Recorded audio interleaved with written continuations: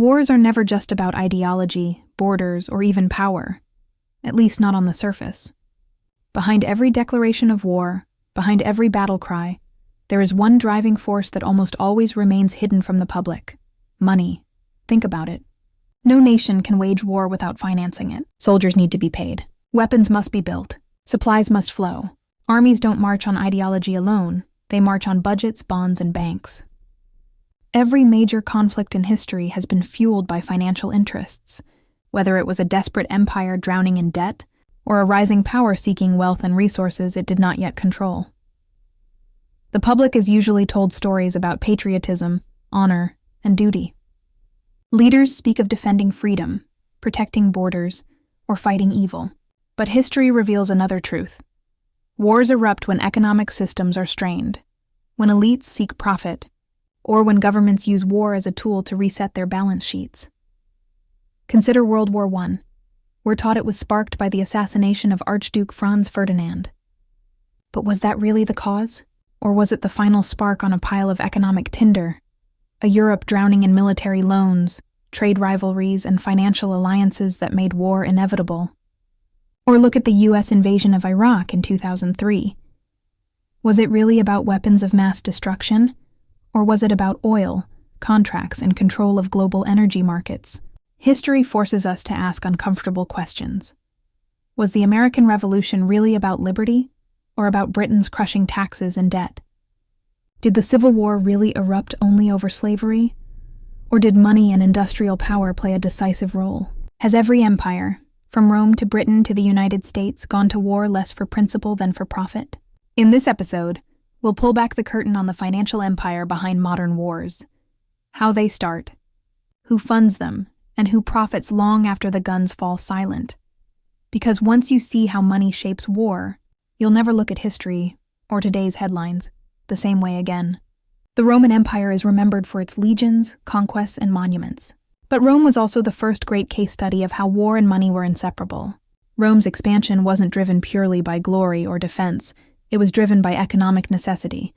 Every campaign required funding: soldiers' pay, roads, weapons, grain. And Rome's leaders quickly discovered that wars could fund themselves, at least for a while. Conquered territories provided land, slaves, gold, and taxes. Victory became profitable. War became business, but this model was addictive. Rome needed to keep conquering to sustain its economy. The costs of its massive army, its growing bureaucracy, and its bread and circus politics at home demanded constant streams of wealth. Whenever Rome faced debt or budget crises, its leaders turned to military campaigns to refill the treasury. This cycle is why Rome's wars stretched endlessly across Europe, North Africa, and the Middle East. Expansion was a solution to debt, until it wasn't. By the 3rd century AD, the system began to collapse. Conquests slowed. Costs rose. Debasement of the currency followed as emperors tried to stretch their resources. Inflation soared. Soldiers demanded more pay. Rome's solution? More wars, more taxes, more desperate grabs for resources. The irony is striking. The very wars that had once made Rome rich eventually hollowed it out. Military expansion became too expensive, while the spoils no longer covered the costs. Rome's debt, inflation, and endless wars weakened it from within, leaving it vulnerable to collapse. This is the first great lesson. When debt drives war, war eventually drives collapse. Britain's rise as a global empire is often told as a story of naval dominance and colonial ambition. But the real engine of empire wasn't just the Royal Navy. It was the Bank of England. Founded in 1694, the Bank of England was created not to manage everyday commerce, but to finance war. The 9 Years' War against France was draining Britain's treasury. Private investors were recruited to lend money to the crown, in exchange for government bonds, and, critically, the right to issue banknotes. This was the birth of modern public debt and modern central banking. War debt became the lifeblood of Britain's empire. From the Napoleonic Wars to the Crimean War, the system repeated itself. The government borrowed. Investors bought bonds. The Bank of England issued money, and Britain financed conflicts that reshaped the world. But this wasn't just about defense. Wars created opportunities for bankers, traders, and industrialists. Every ship built, every musket produced, every uniform stitched meant profits for someone. War wasn't just state policy, it was private business.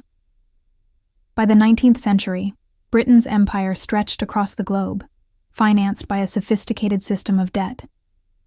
Yet the price was enormous. After World War I, Britain emerged victorious militarily but devastated financially. The very financial system that had built the empire now became its Achilles heel. Mountains of debt and the rise of the United States as a creditor nation marked the beginning of Britain's decline. The lesson here is clear.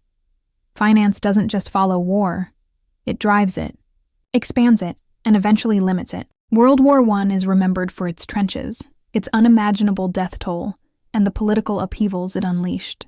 But behind the mud, the barbed wire, and the blood, there was money, staggering amounts of it.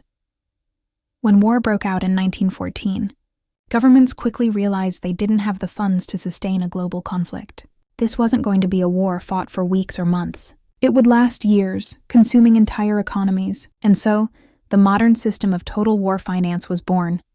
Britain suspended the gold standard to print money. France raised taxes but also borrowed heavily. Germany, isolated by blockades, leaned on its central bank to issue credit. But the most important shift was across the Atlantic. For the first time, the United States became the world's creditor. American banks, led by J.P. Morgan, organized massive loans to Britain and France. These weren't small sums. Billions of dollars flowed into the war effort. Factories in the U.S. churned out weapons, uniforms, and supplies, paid for with borrowed money. Wall Street bankers became as important as generals. The result? When the U.S. finally entered the war in 1917, it wasn't only to fight Germany. It was also to protect the enormous loans already extended to the Allies. A German victory would have bankrupted the American financial system. War wasn't just about geopolitics. It was about balance sheets. After the war, the crushing debts created new crises. Germany was saddled with impossible reparations.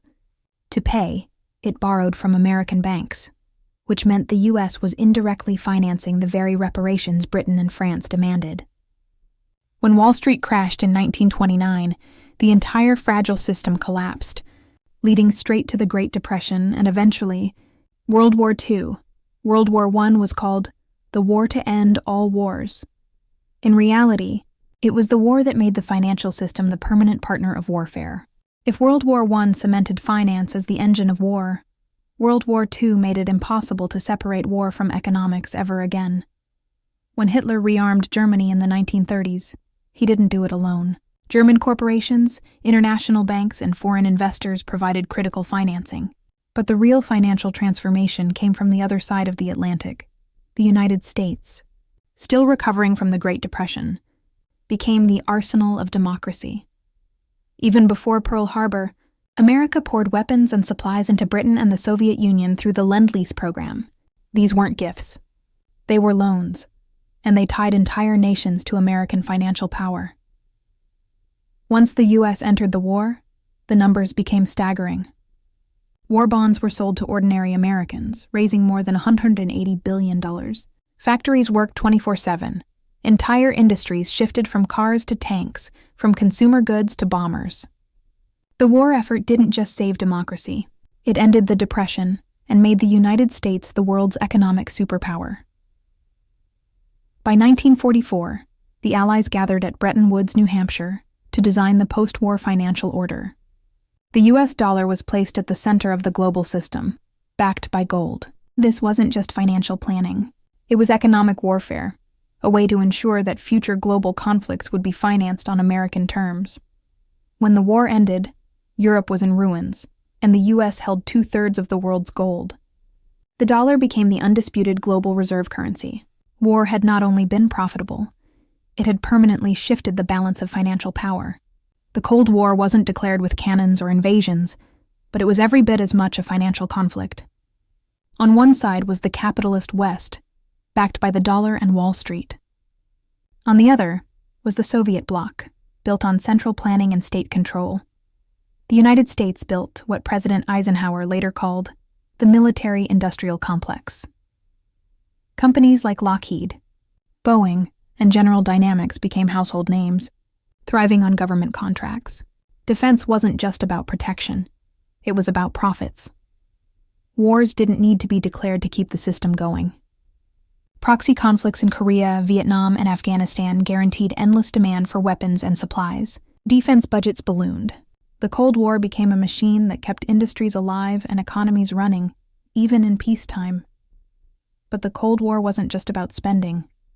It was about draining the enemy's economy. The U.S. knew the Soviet Union couldn't keep pace forever. By the 1980s, Reagan's arms buildup forced the USSR to spend far beyond its capacity. Tanks, missiles, and nuclear stockpiles bankrupted Moscow as effectively as any army could. When the Berlin Wall fell in 1989, it wasn't only ideology that had triumphed. It was economics. The Soviet Union collapsed under the weight of its own financial exhaustion. The end of the Cold War was supposed to bring peace. Instead, it ushered in a new age of wars. Wars not fought over ideology, but over money, resources, and control. In 1991, the Gulf War wasn't only about liberating Kuwait. It was about oil, ensuring that the global energy supply and the petrodollar system that priced it remained under American influence. After 9/11, the wars in Afghanistan and Iraq became the longest conflicts in U.S. history. Trillions were spent, much of it on private contractors. Companies like Halliburton and Blackwater thrived, showing how modern wars funnel money directly into corporate profits. But the real story isn't just who profits. It's how war debt shapes the future. The U.S. borrowed heavily to fight its 21st century wars, piling trillions onto the national debt. Unlike Rome or Britain, America doesn't need to conquer new lands for money. It prints it. But the consequences are the same: inflation, deficits, and a system increasingly reliant on perpetual conflict to justify its spending. And it's not just America. Around the world, governments use war as both a distraction and a stimulus. From Russia and Ukraine to regional conflicts in the Middle East, war continues to serve as the ultimate financial reset button. Here's the uncomfortable truth. War today is less about winning and more about spending. The defense industry needs it. Politicians use it, and bankers always stand ready to finance it. History shows us that wars don't just happen. They're built, funded, and sustained by systems of debt and profit. And until we recognize that, we'll keep fighting wars that never truly end. If this gave you a new perspective, click subscribe. History has the answers, and I'll show you where to look.